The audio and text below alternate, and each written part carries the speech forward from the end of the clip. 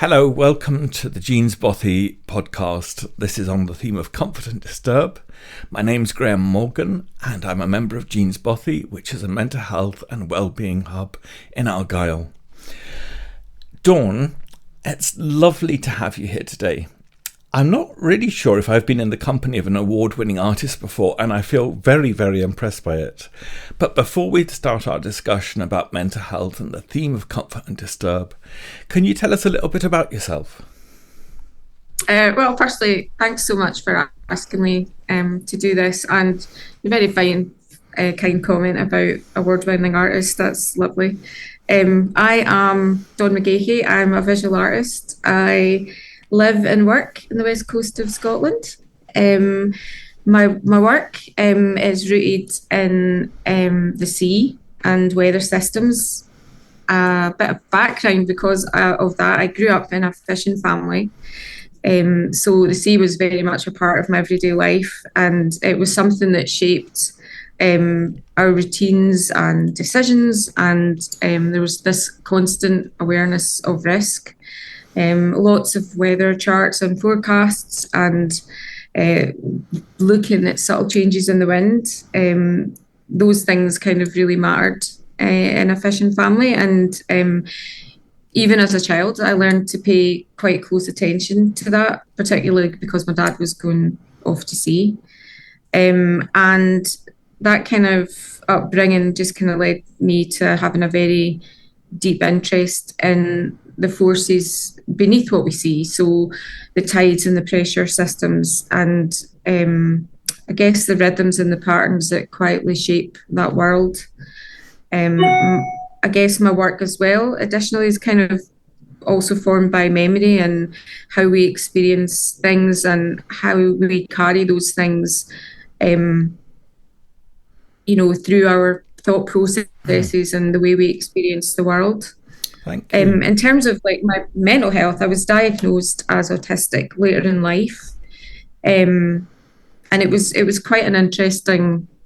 I think there had been conversations as a young adolescent when I went to see a psychiatrist. I think I was 14 or 15, and the word Asperger's was kind of used but not understood by me, and not certainly anything that was then further explored. I guess it was more just trying to find out maybe why I was struggling as much as I was. And so I guess it was then again kind of talked about when I had postnatal psychosis after my daughter was born, and I was in a mother and baby unit, and the psychiatrist again mentioned that along with some other things that were probably causing me difficulties.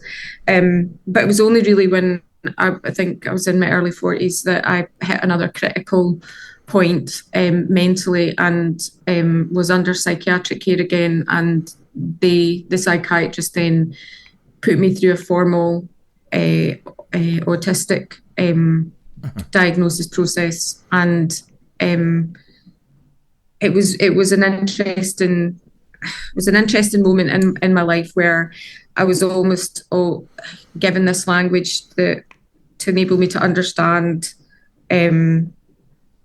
my life and how I perceived the world, and maybe some of those difficulties that I'd had. So it was quite interesting. So that's kind of a little bit of background about both myself as an artist and some of the struggles that I've had being autistic. Thank you so much. That's a brilliant introduction. I was thinking, being part of the fishing community, it's quite a close-knit community, isn't it? Yeah, absolutely. Yeah, it's very much. And both my parents were from fisher families. So my mum was from Shetland, my dad, Campbelltown, and on both sides of the family, they made their living at sea. So yeah, there's definitely a very kind of close bond amongst fishing communities, especially small places like Campbelltown, where all the fishermen's children all know each other. It was quite a small fleet, even back then. It probably wasn't as small as it is now. Sadly, the decline of the fishing industry has been, it's been quite devastating over the years. But back when I was a teenager and my dad was at sea, there was a real closeness and bond amongst the fishing community. Yeah, and the sea I've been at sea a lot, and it's a funny thing. It can be the most wonderful comfort, but it can, like you say, be really disturbing. Can you explain that a bit? Well, I guess I suppose for me the sea was never really in the background. It was like I think my perception of the sea as a child was very different from that of my friends. Um, it was something that was kind of always present. It wasn't just a thing that you went to on a sunny day to enjoy. It was very much part of your everyday life. The sea was very much it was kind of everything. It was obviously it was shaped by the wind and the weathers and the tides and a lot of waiting. It was like we would be waiting for the weather to be okay enough for your family or your father to go to sea, and then the waiting again for his return from sea. And I think that kind of closeness, I think that there was that sort of idea of like everyone were they were all doing the same things. They were all listening to the weather forecasts and listening to those small changes, and that understanding that the sea provided work and food, but that it was very unpredictable, and everyone lived with that knowledge. I think in a very kind of quiet, practical way. There was a lot of strange traditions. I don't know if I mentioned this to you when we caught up the last time, but there was a lot of strange traditions in fishing communities, like not being able to say certain words in the house because it was deemed to be incredibly unlucky. Oh, what So sort were they? I think, well, we weren't allowed to say pig, which was annoying because I had a big brother, and quite often that would be my default word when he was annoying me. But it was you really weren't allowed to say rat, rabbit, salmon, or pig.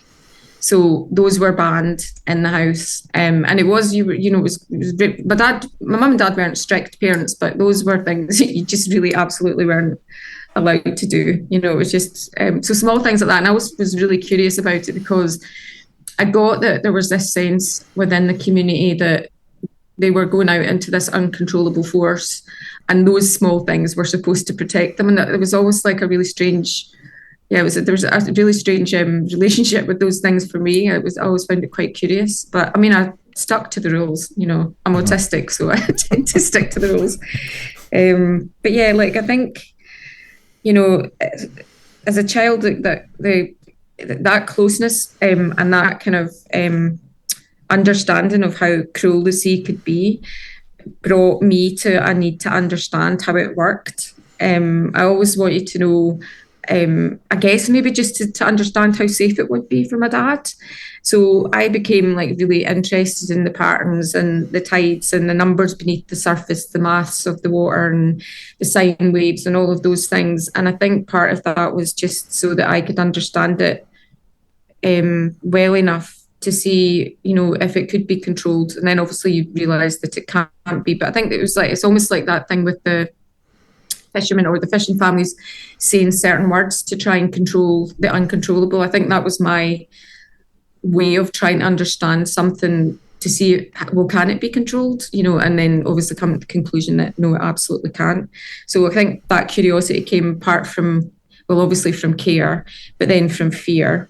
And I think that that's still in my work, and it shows up and the fact that I listened to the shipping forecast and chase patterns and things like that, and just to maybe try and get comfortable with the uncertainty rather than turn away from it.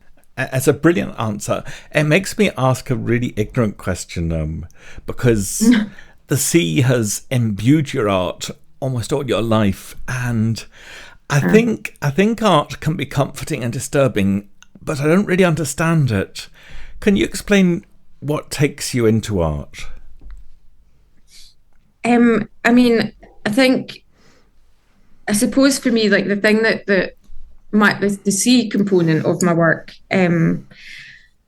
like I suppose like there's a lot of comfort in the sea. I think we're all kind of that opinion that we do gain a lot of like comfort from the sea, like the rhythm of the sea and the movement of the waves and the repetition and the way that they stretch and they can hold time, and it's just all this like quite romantic element to water and the ocean. But and I'm when I paint waves, I'm very often drawn to that kind of steady motion, and the fact that painting them can be calming and almost meditative, because you're following this pattern that your kind of body's already familiar with, because you've grown up with it and it's very familiar to you. But I guess like within that same movement, the disturbance is always there, because a wave, it's never just one thing. That it seems like it is, but it's not. And every wave is obviously different. Its surface and forces all change.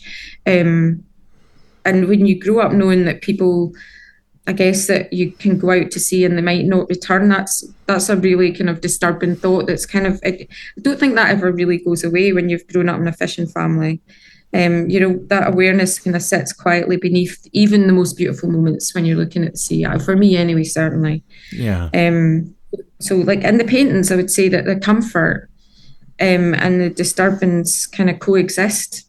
Waves can feel soothing, and if you stay with them, but it also reminds you, I guess, of the scale and the power and the limits of control that you have over it.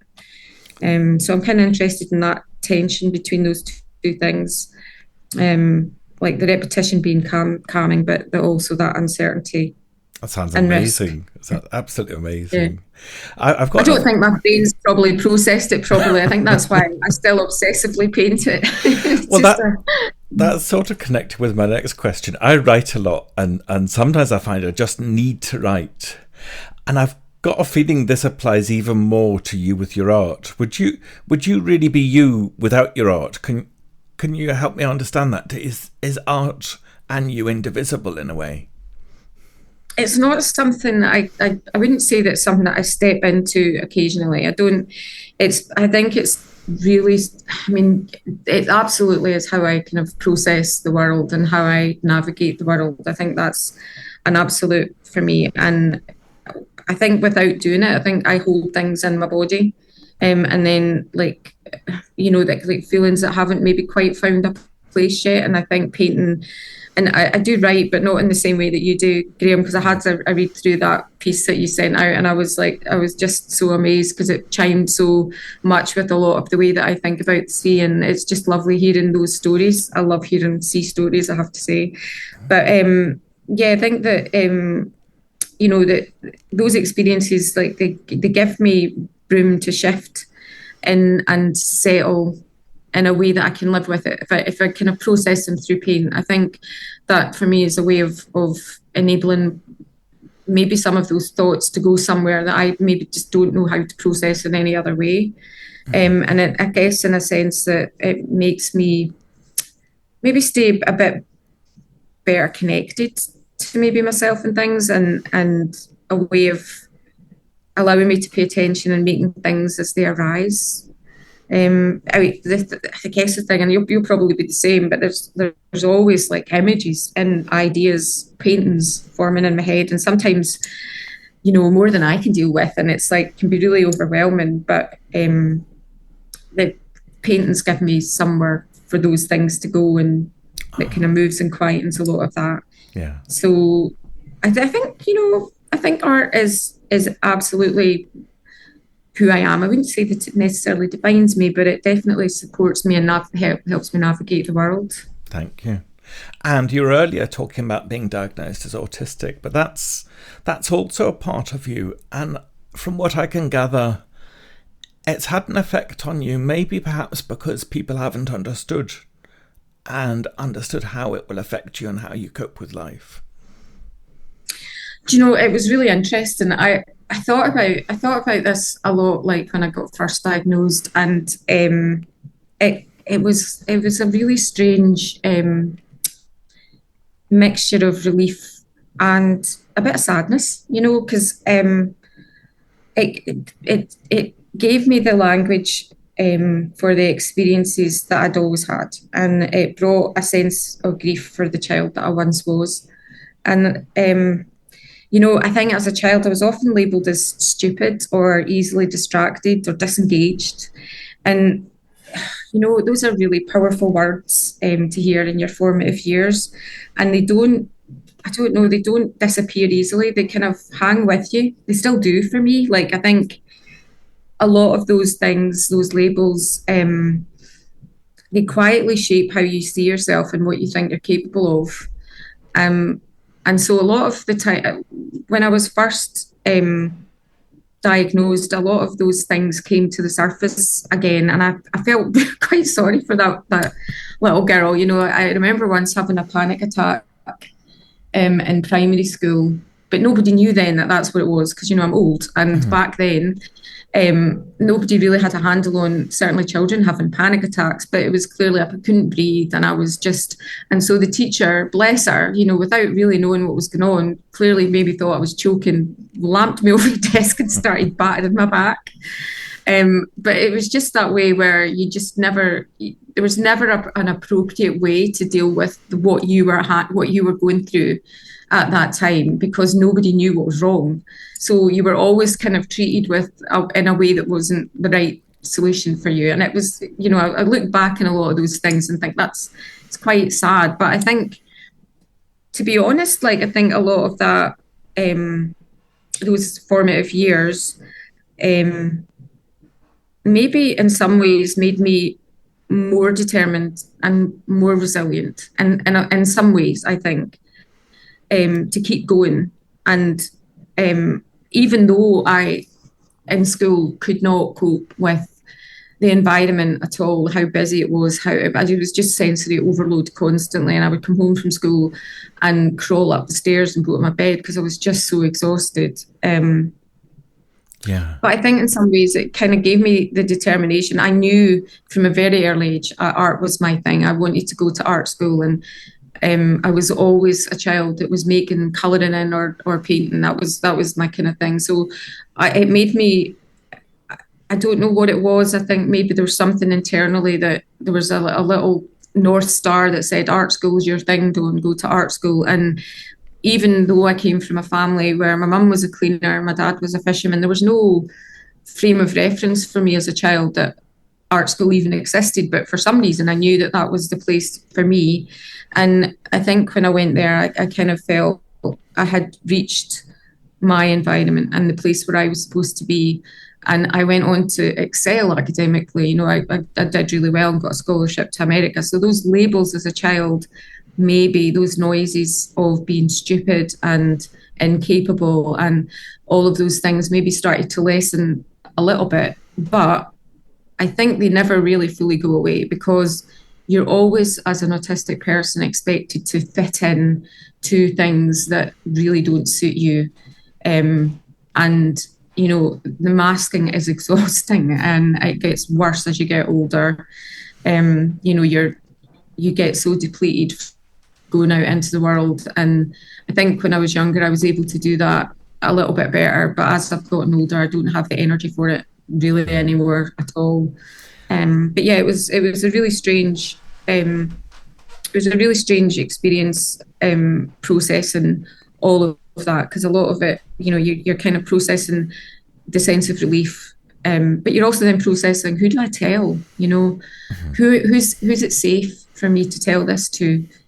There are so many mixed reactions to it, aren't there? I think with my own diagnosis of schizophrenia, I very much relate to your sense of grief about it. It's a funny thing, because sometimes you want to claim the name, claim the words, claim the diagnosis, and say this is liberating.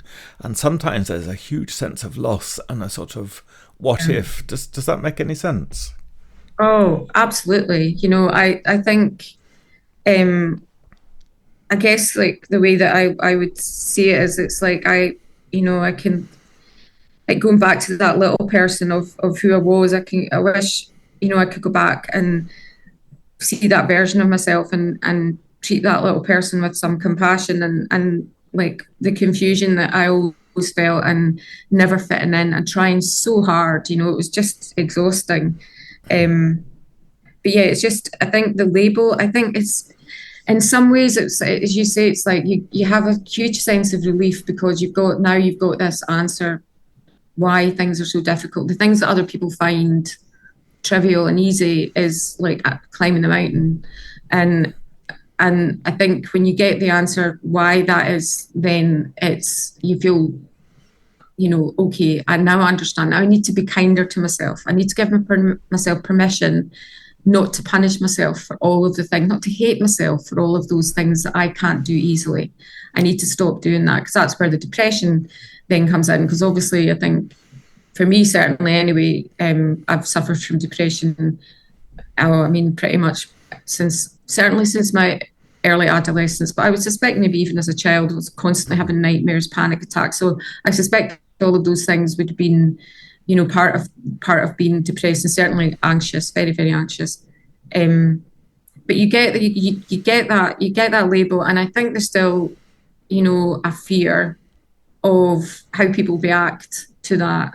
And for the most part, I think people do treat you more kindly, maybe, but there is still that thing where people kind of, it's not like they write you off, but they kind of do a little bit. It's like, oh, and well, there's the sort of self-consciousness of meeting a new person and thinking, is there a point at which I have to reveal who I am, sort of thing? Do you see what I mean?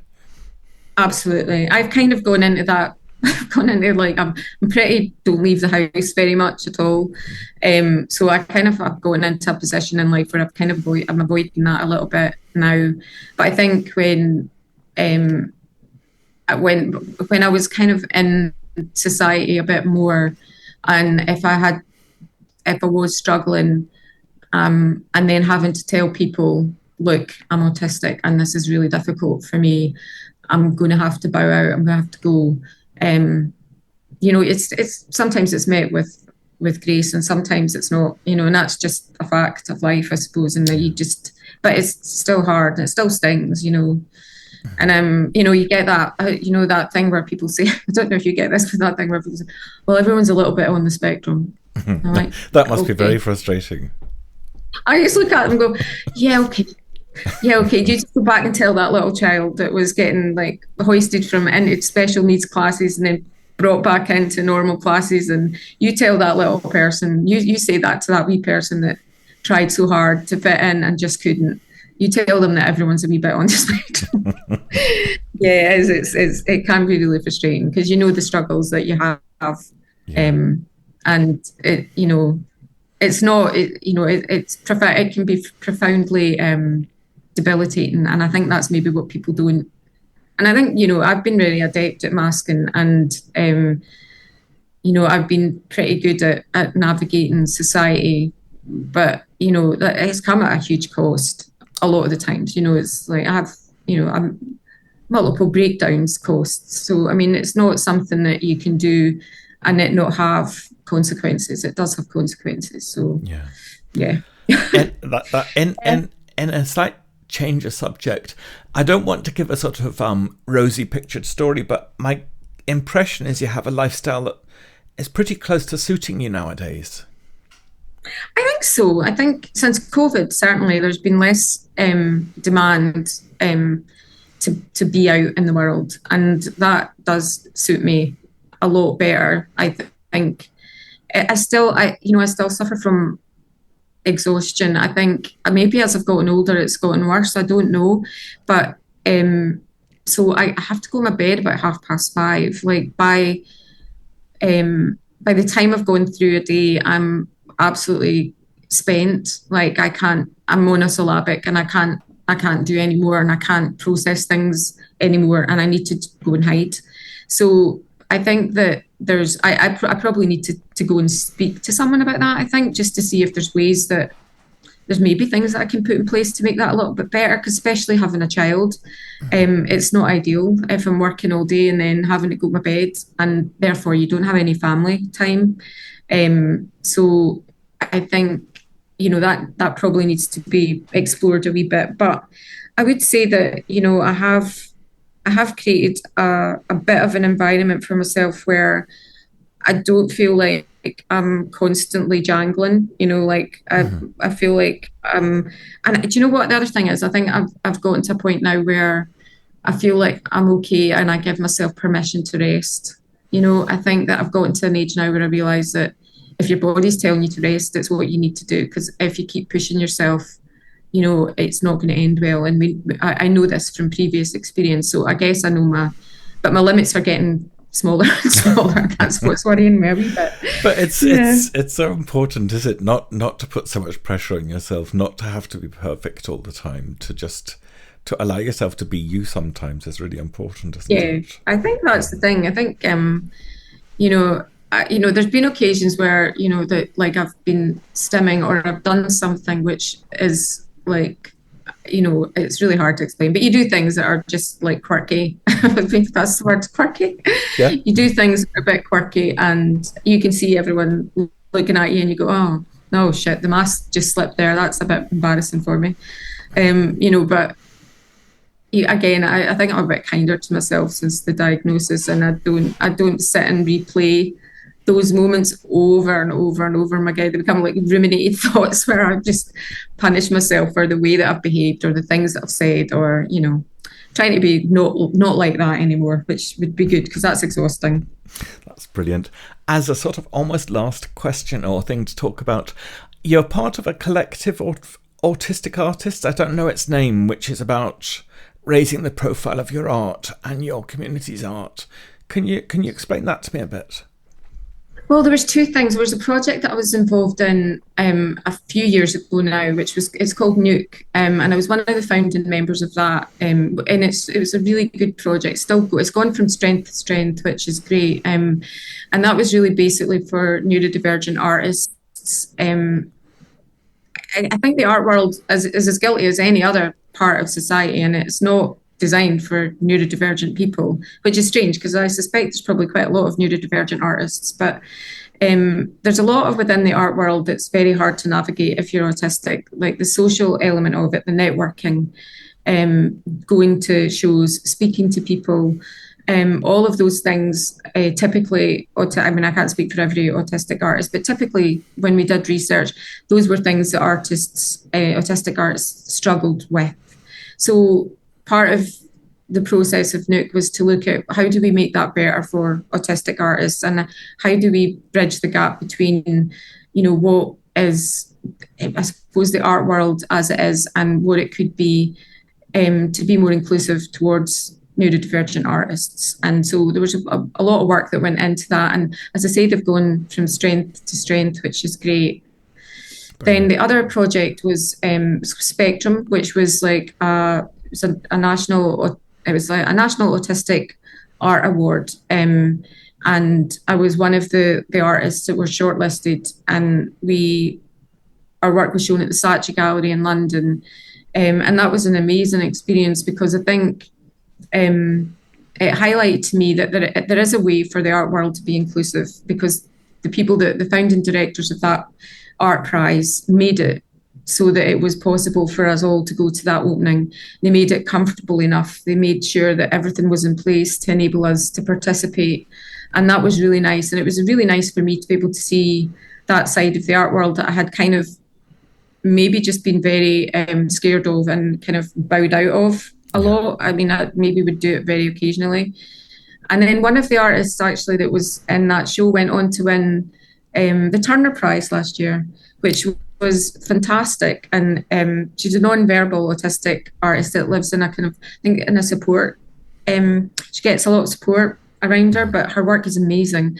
And it was just fantastic when she won the Turner Prize, because it made you realise that, those kind of outsider artists, there's still room for them inside. And that's a really nice. So it was a good experience. And I think for me, there's kind of some, being part of that, you don't need to, I suppose there's a shared understanding between you and them that you don't have to explain yourself.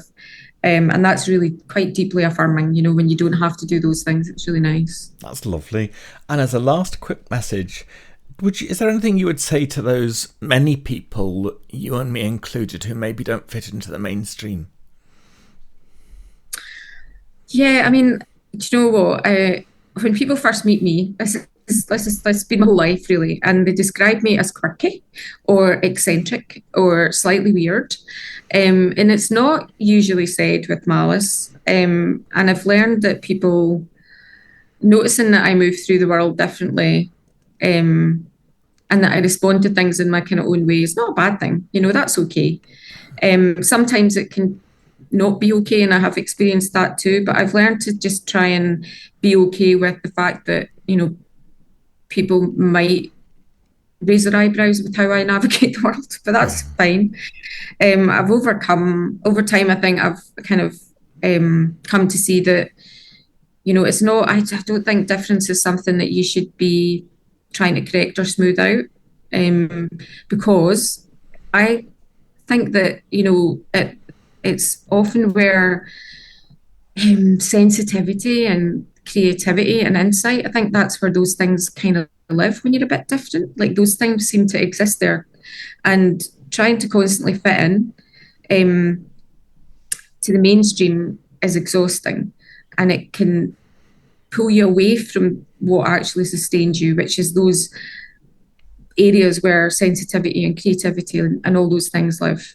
So my advice, I guess, would be for people to find those places of comfort and people where you don't have to explain yourself all the time, to make sure that you're, I suppose, protecting what nourishes you, and really probably to trust that your way of seeing things has value. And don't ever forget that, because the world, I think, doesn't just need people that fit neatly into it. It also needs people that maybe see things a bit of an angle, that question things, because I think that's where innovation comes from. If you've got someone that doesn't think the same way, that questions the norm, that questions the systems, that's when change comes. So I think, they need people like us. The world needs people like us. And it should be comfortable for us. It should be comfortable for us, not adversarial. That's lovely. Yes. That's been the most wonderful discussion. It's so lovely to have been speaking to you. Dawnne, thank you so much for being with us. No problem at all. Thank you very much. I'm going to just finish now and thank the listeners for listening to the Jeans Bothy Comfort and Disturb podcast with Dawnne, and I have really loved this. Do tune in next time for another podcast. Okay.